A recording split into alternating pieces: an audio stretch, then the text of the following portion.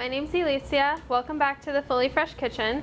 Today we're going to make an exclusive red beet salad. So we're using red cabbage, beet sprouts, mung beans, a little sunflower sprout to garnish, and some wontons.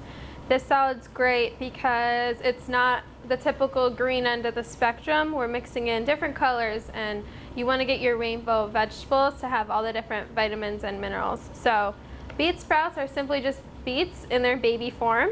The same thing with sunflower sprouts. Your favorite plant, your favorite flower, that's this right here is baby, and it's nice and crunchy and sweet.